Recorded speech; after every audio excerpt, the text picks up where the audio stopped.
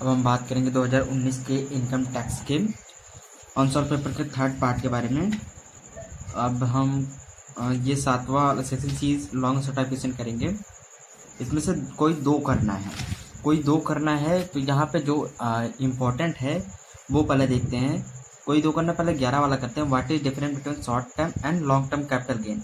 तो short term and long term capital gain क्या होता है, इन दोनों में डिफरेंस बताना है, और लॉन्ग टर्म कैपिटल गेन कैसे कैलकुलेट किया जाता है ये बताना है। तो ये हमें यहाँ पे मैंने ये लिख लिया है। Types of asset long term और short term and long term का होते हैं। तो ये 3 कैटेगरी में बटे हुए हैं। इनको 3 कैटेगरी से डिवाइड किया जा सकता है। पहली कैटेगरी में क्या कहता है, listed share, debentures, bond, listed and unlisted units of mutual funds, units of UTI, listed and unlisted of zero coupon bond. तो शॉर्ट टर्म कैपिटल गेन में कैसे जानेंगे, जब 12 महीने या उससे कम तक ये हमारे पास हों। और वहीं लॉन्ग टर्म कैपिटल गेन में जब ये 12 महीने या उससे ज़्यादा के हमारे पास होंगे तब। ठीक, कैटेगरी सेकंड में आते हैं unlisted share, immovable property like land, building या बोथ। ये दोनों में, इन दोनों टाइप में हम शॉर्ट टर्म कैपिटल गेन कैसे पता करेंगे, जब 24 महीने या उससे कम हमारे पास प्रॉपर्टी हो तब हम शॉर्ट टर्म कैपिटल गेन मानेंगे। और जब लॉन्ग टर्म 24 महीने या उससे ज़्यादा हमारे पास प्रॉपर्टी हो के टाइम तक हमारे पास प्रॉपर्टी हो तब वहाँ पे हमारा लॉन्ग टर्म कैपिटल गेन होगा। अब वहीं हम थर्ड कैटेगरी की बात करते हैं, any other capital asset, unrealised unlisted debenture bonds. ठीक, इसमें और कोई कैपिटल असेट जो कि अनलिस्टेड डिवेंचर या बॉन्ड्स, ये सब कैसे पहचानेंगे हम, ये जब 36 महीने मतलब 3 साल और या उससे कम हमारे पास हों तब तो ये शॉर्ट टर्म कैपिटल गेन कहलाएंगे। वहीं शॉर्ट टर्म कैपिटल असेट, वहीं जब ये 36 महीने से ज़्यादा के हमारे पास हों तब ये लॉन्ग टर्म कैपिटल असेट कहलाएंगे। ठीक है, तो उसने पूछा था लॉन्ग टर्म कैपिटल गेन, इसके अलावा ये डिफरेंस बता दिया। इसके अलावा पूछा था कैसे कैलकुलेट किया जाता है।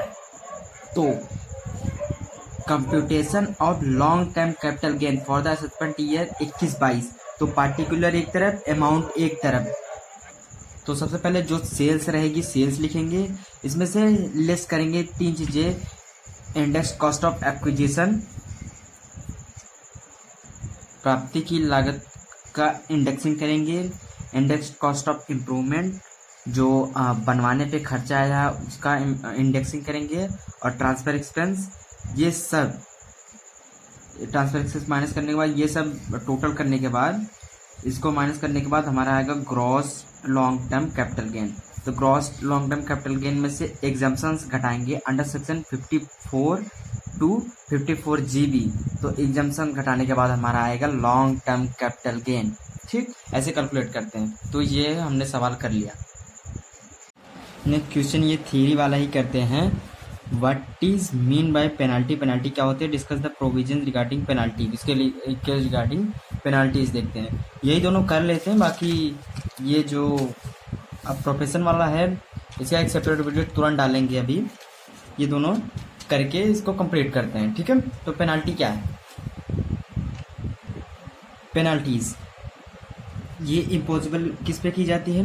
The income tax act provides for the लेवाई of penalty on the SSC for non-compliance of the various provision of the act। तो इनकम टैक्स एक्ट एसएससी के ऊपर ये पेनल्टी लगाता है। किस लिए लगाता है, जब वो प्रोविजंस को कंप्लीट नहीं करता है। ठीक है, जो एक्ट में दे रखे हैं। अब क्या क्या प्रोविजंस है रिगार्डिंग पेनाल्टी, कैसे कैसे पेनाल्टी लगाई जाती है वो। पहला है डिस्क्रिशनरी पावर।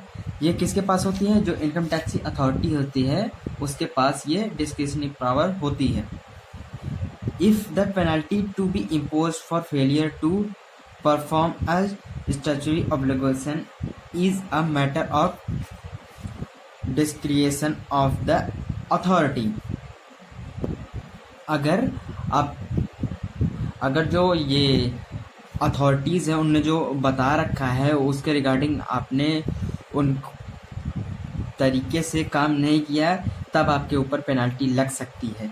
और पेनल्टी अगर अथॉरिटी लगा रही है तो वो एक रीजन से लगाएगी, ऐसे नहीं किसी के ऊपर लगा दिया, एक मतलब रीजनेबल रीज़न देगी उनको कि हाँ ये फैक्टफुल होना चाहिए जो पेनल्टी लगी है। तो quantum of penalty, if the authority decided to levy the penalty it can not be less than the prescribed minimum.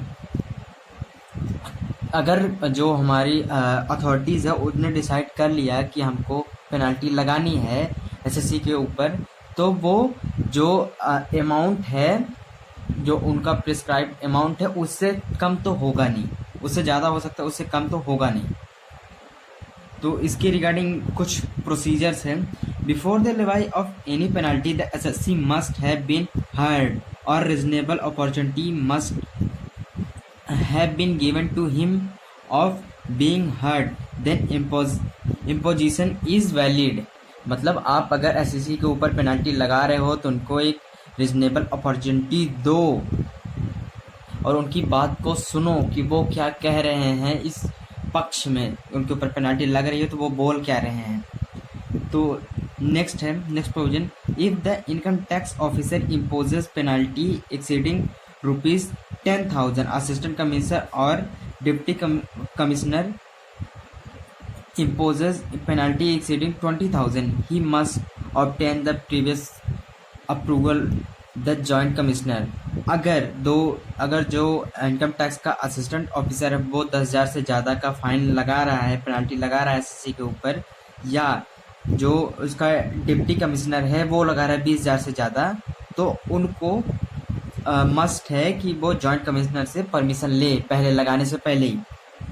Next, an income tax authority unless he is himself the assessing officer will send a copy of penalty order to assessing officer. तो ये सब penalty लगने के बाद तो इसकी एक copy assessing officer को भेजी जाएगी, भेजना मस्ट है।